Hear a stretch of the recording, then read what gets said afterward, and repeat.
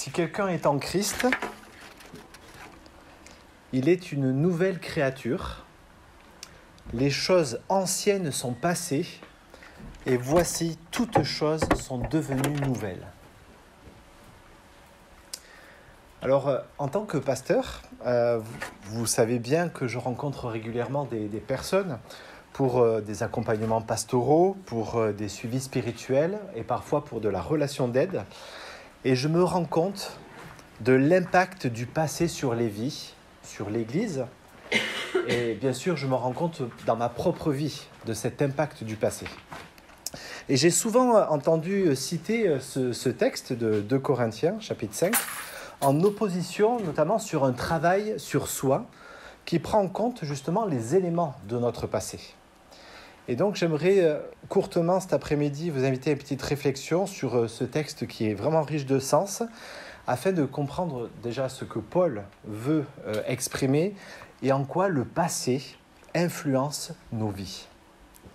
Alors, si nous lisons ce texte littéralement, sans nous soucier bien sûr du contexte, nous pourrions en déduire qu'en Christ, le passé est passé et qu'il n'y a donc plus d'impact sur nous aujourd'hui. Et franchement, si c'était le cas, eh bien, ça m'arrangerait bien. Il n'est pas du tout juste, ou pas tout à fait juste, on va dire plutôt, de dire que mon passé est passé, qu'il n'existe plus, et qu'il n'a plus d'influence sur moi aujourd'hui. Nos propres expériences disent le contraire, n'est-ce pas ? Notamment par rapport à des expériences positives, comme les jeunes viennent de vivre, ça va marquer leur histoire, et dans 10 ans, ils s'en rappelleront. Moi, je me rappelle de Pâques 2010, de Pâques de 2002, c'était mon premier. Je me rappelle, ça avait marqué. Et on s'en rappelle de ça. Mais aussi, on se rappelle, le cas contraire, des expériences et des souvenirs anciens qui parfois nous remontent à la surface, aussi avec ces émotions difficiles qui peuvent nous tirailler et parfois des traumatismes qui nous envahissent. Le passé a un impact sur nos vies aujourd'hui. Ça, c'est indéniable. Et de notre côté, faudrait-il aussi, et par opposition, le considérer comme figé ? Pourrions-nous dire ou se dire, bon, les choses sont passées, hop, c'est comme ça, et je ne peux plus rien y faire, hop, je suis comme ça, c'est fait. Et tomber dans une espèce de fatalisme, et qui conduit finalement bien souvent à de l'immobilisme pour freiner notre propre croissance et notre propre développement. Le passé n'est donc ni un tas d'événements à ignorer, ni un conditionnement auquel nous ne pouvons échapper. Regardez cette Matryoshka. Vous les connaissez, ces petites poupées russes en bois, hein ? Ces petites poupées russes en bois qui sont de taille décroissante et placées les unes dans les autres. Il y a la poupée extérieure, celle que l'on voit, et à l'intérieur, il y en a plein de petites. C'est un peu comme nous, c'est un peu comme moi. Il y a la personne visible, celle que vous voyez, et celle d'aujourd'hui, et il y en a plein d'autres, celles d'hier, avec des tas de personnalités non visibles qui sont comme des mémoires du passé. Dans ma propre poupée, il y a les traces d'un Olivier qui, à 2 ans, a séjourné à l'hôpital pendant plusieurs jours à cause d'une pneumopathie. Il y a également les traces d'un Olivier qui a grandi avec des parents aimants, mais sans frères et sœurs jusqu'à l'âge de 13 ans, et donc qui a souvent joué tout seul, mais qui a aussi dû développer une autonomie. Dans ma poupée, dans une autre poupée, il y a également les traces d'un Olivier complexé par une ou 2 choses, alors que j'étais ado, mais touché par la grâce de Dieu à l'âge de 15 ans. Ensuite, un peu plus tard, à l'âge de 24 ans, la poupée de 24 ans, elle a été bousculée par Madame Toledo.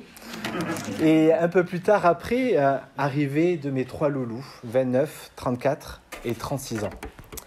Et il y a également les traces d'un Olivier dans cette poupée qui, à 36 ans, pas très loin après la naissance de Lévi, a dû gérer une crise personnelle avec des blessures d'enfance qui me sont remontées à la surface. Et finalement, quand je secoue plutôt, ou quand la vie secoue ma poupée russe, eh bien, on entend les plus petites poupées bouger encore à l'intérieur. Et c'est la même chose pour chacun d'entre nous, n'est-ce pas? Quand la vie nous secoue, et j'ose dire, quand Dieu nous remue, c'est aussi le passé qui rejaillit parfois avec son lot de choses à gérer et à apprivoiser. Nos peurs, nos schémas parentaux, le vécu de nos expériences plus ou moins négatives, etc., etc. Alors que faire? Que faire si ce passé a un impact sur nous aujourd'hui et qu'il n'est pas figé? Que faire pour ne pas tomber dans ce fatalisme ou dans de l'immobilisme? Que faire pour que notre passé ne vienne plus nous paralyser ou du moins atténuer son impact? Le texte du jour nous parle de la relation personnelle avec Christ et bien d'un avant et d'un après, la rencontre avec Christ, qu'on appelle communément la conversion. À la conversion, il y a un volte-face, quelque chose qui s'est produit à l'intérieur de nous qui fait qu'avant, Dieu était loin, maintenant Dieu est tout proche. Il y a eu un attachement, une union. Si quelqu'un est en Christ, il est une nouvelle création, nous dit le texte. Si quelqu'un est en Christ, il y a bien un changement, une nouveauté. La Bible française courant l'exprime de cette manière. Si quelqu'un est uni à Christ, il est créé à nouveau. Ce qui est ancien est fini et ce qui est nouveau est là. Et là, il parle véritablement de la nouvelle naissance. Ce miracle, si je peux dire comme ça, spirituel, de la nouvelle naissance. L'apôtre Paul ici souligne la réalité d'une transformation spirituelle qui touche celui qui croit. De chenille, il devient papillon, qui n'est plus soumis à son ancienne manière de vivre sans Dieu, rampant au sol. Mais il peut adopter une nouvelle vie et voler, libre par l'Esprit de Dieu, libre du péché, libre de la culpabilité, libre de la honte vis-à-vis de Dieu, vis-à-vis de soi, libre de la mort. Or, cette métamorphose ne fait pas table rase non plus de notre passé humain ou avec notre histoire de vie.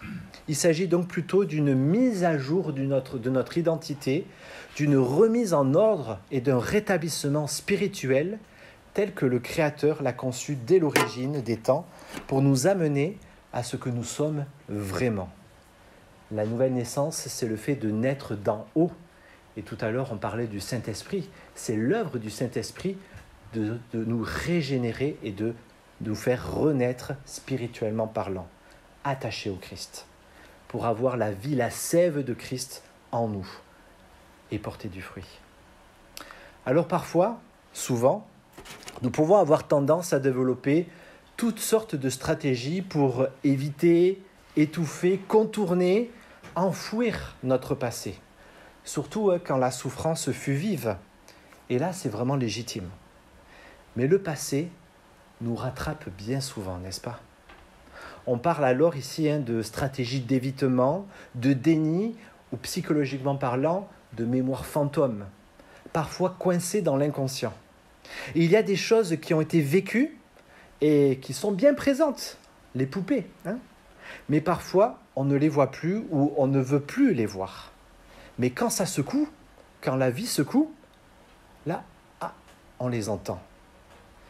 Exemple, quand ma vie m'a secoué, j'avais 36 ans, comme je vous disais, j'ai eu une crise forte. J'ai eu cette blessure d'abandon qui est revenue en moi, qui m'a repété à la tête.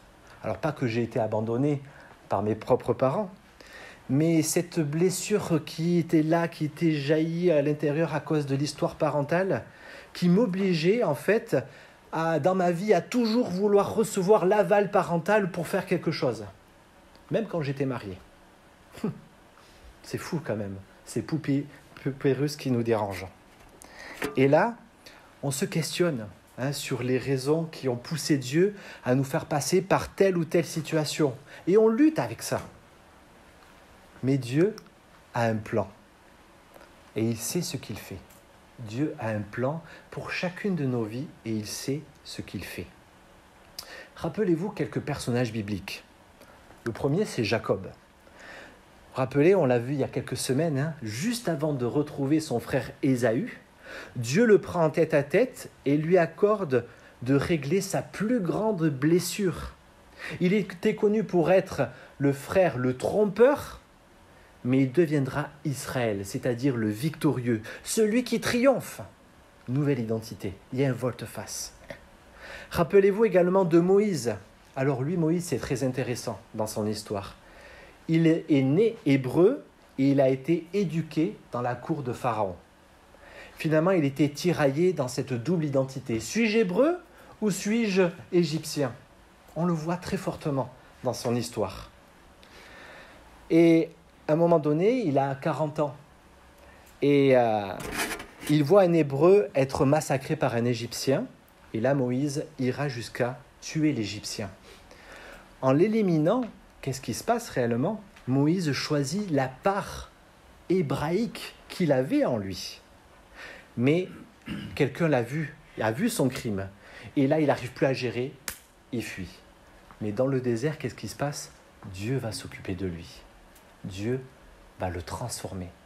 Pourquoi ? Pour qu'il devienne celui qui va libérer son peuple hébreu.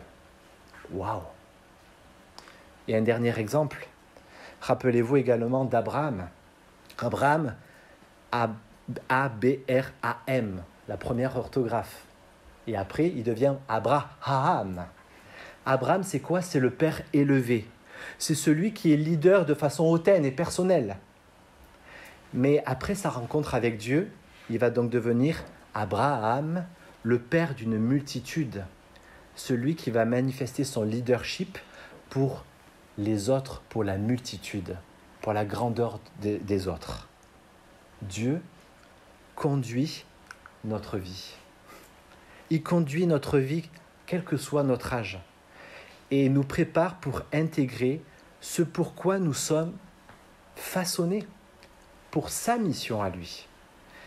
Et quand je parle de sa mission, ce n'est pas forcément un ministère d'église ou un ministère pastoral, mais c'est là où nous sommes, rayonner là où tu es, dans mon travail, dans mon voisinage, pour incarner et communiquer les valeurs de ce royaume de Dieu. Il est là, présent parmi nous, pour nous accueillir, pour nous accompagner et nous guérir de nos maux, M-A-U-X, avec ses propres mots, M-O-T-S, sa parole.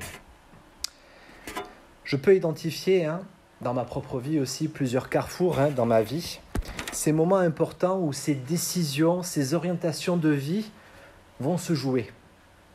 Et je peux avoir 4 carrefours très importants, bien sûr, le carrefour de la conversion, là où le Seigneur a touché mon cœur et j'ai choisi de le suivre. Ensuite, il y a ce carrefour à l'IBG, mes 4 années d'études, c'était impressionnant. Le carrefour où j'ai rencontré ma femme et cette crise d'il y a ça va faire 7 ans. Ça a été une renaissance psychologiquement parlant. Waouh, c'était dur, mais c'était énorme. Dieu utilise bien souvent ces moments en nous replongeant dans des souvenirs plus ou moins douloureux afin de grandir et de passer des paliers et mûrir. Ce sont des moments où nous retrouvons nos poupées russes. Elles sont toujours là, bien enfouies, avec leur lot de tristesse, de frustration, de joie, de plaisir, de déplaisir, de colère et de manque non exprimé. Il y a aussi dans ces petites poupées ces fausses croyances qui sont construites sur soi, sur les autres, sur le monde, sur Dieu. Du style, tu sais, pour plaire aux autres, fais-leur plaisir. Ça, c'est une fausse croyance. Ou alors, tu sais, pour être aimé des autres, ne fais pas d'erreur. Ou alors, une autre fausse croyance qui peut être dans ces poupées-là. Pour que tu aies de la valeur, sois fort. Ou encore, pour réussir, fais vite et bien. Mais ce sont des messages qui ne seront jamais satisfaisants. Jamais satisfaisants. Alors, un travail sur soi, mes amis, ne sera jamais une perte de temps. Un tête-à-tête avec soi-même, mais transporté par l'Esprit de Dieu, avec ce cœur à cœur avec Dieu, sera notre chance, votre chance. Avec une personne de confiance ou un spécialiste, bien sûr, mais aussi avec l'aide du Saint-Esprit pour revisiter cette histoire et valider les souffrances et ces petites poupées afin de réaligner notre fonctionnement. C'est un travail de toute une vie, avec parfois des coups de boost plus marqués. Cela prend du temps pour se voir tel que Dieu nous voit. Ça provoque des chamboulements et travaille notre foi en Dieu qui demeure toujours fidèle et patient quoi qu'il en soit. Alors, en écoutant ce message aujourd'hui, tu te dis peut-être que c'est le temps pour toi de visiter ces petites poupées et d'entendre ce qu'elles ont à te dire. Alors, ne reste pas seul. Rappelle-toi que Dieu te guide et que par son esprit, c'est lui qui te dit des choses. De nos meurtrissures, Dieu est capable de tirer de la vie et il les utilise pour nous conduire vers notre mission. C'est l'œuvre de l'Esprit de Dieu. Et sa mission, c'est de développer ses talents, sa créativité au service d'une vocation et être ainsi collaborateur de Dieu. Et bien souvent, notre mission naît, bien souvent notre mission naît de nos plus grandes blessures. Je refais cette phrase parce qu'elle est importante. Bien souvent, notre mission naît de nos plus grandes blessures. Les crises de nos vies sont donc et peuvent être des paliers pour grandir, se réorienter, changer. Et or, bien souvent, on n'arrive pas à le croire. Mais quand Dieu te change, c'est ta chance. Quand Dieu te change, c'est ta chance. Pas besoin d'être sans faille pour que Dieu nous utilise et être des instruments dans sa main. Il se sert de nos psychiatrices ou de nos spicatrices pour semer et faire germer des graines qui vont plus loin. On ne peut pas changer les événements, mais avec la présence de Dieu, sa tendresse, nous pouvons voir revisiter ces poupées pour le laisser y déposer son baume d'amour, son baume de justice, son baume de générosité et laisser jaillir la vie à nouveau pour guérir réellement. Ton passé n'est pas une encre qui retient, mais c'est un révélateur de là d'où tu viens, de qui tu es et comment être aujourd'hui témoin de Jésus-Christ et apporter les valeurs du royaume de Dieu sur terre. Alors oui, si quelqu'un est en Christ, il est une nouvelle créature. Les choses anciennes sont passées, voici toutes choses sont devenues nouvelles. Oui, si tu es en Christ, tu peux le dire, je suis une nouvelle créature. Il y a eu un changement intérieur. Mon péché est pardonné. J'ai l'assurance du salut et je suis adopté du Père. C'est mon nouveau passeport. Et Jésus, vous savez, ce Dieu qui s'est fait homme, fut le premier de cette nouvelle création, le premier Adam, celui qui nous montre la voie. Et lui aussi a gardé les traces de son passé, les trous dans sa chair, même après la résurrection. Et dans sa plus grande souffrance s'est accomplie sa plus grande mission, offrir le salut et ouvrir le chemin vers le Père. Si tu es en Christ, tu es une nouvelle créature et Dieu se sert de tes forces, de tes faiblesses, de tes talents pour faire de toi son collaborateur, sa collaboratrice sur terre. Alors je termine avec cette parole, cet appel que Dieu adresse à Abraham en Genèse 12 et qui peut-être, je l'espère en tout cas, c'est ma prière pour toi aujourd'hui. Et voilà ce qui est dit. Va, pour toi de ta terre, de la maison de ton père, vers le pays que je te montrerai. Sous-entendu, va vers toi, va vers ta terre, va vers ton devenir. Je vais prier.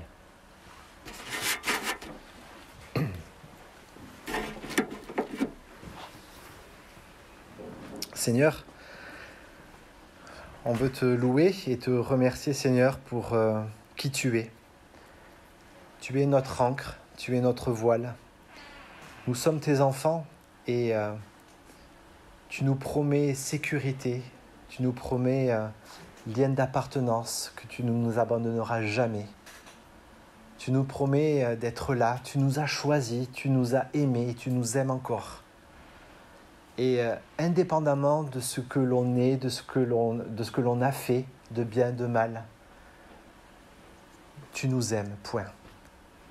Et Seigneur, combien je peux constater dans ma propre vie, avec ces carrefours de vie, combien tu as été là et combien tu veux l'être encore. Et Seigneur, nous voulons en tant qu'Église marcher par la foi. Marcher, Seigneur, en te faisant confiance dans tous les domaines de notre vie. Nous sommes tes enfants. C'est notre passeport, c'est notre identité. Et Seigneur, tu es là parmi nous. Tu es là, Seigneur, et tu veux continuer à œuvrer en nous pour qu'on puisse rayonner simplement ta personne là où nous sommes. Alors Seigneur, je prie pour l'Église, je prie pour chacun d'entre nous pour que nous continuions à grandir et transmettre les valeurs de ton royaume autour de nous. Sois béni. Amen.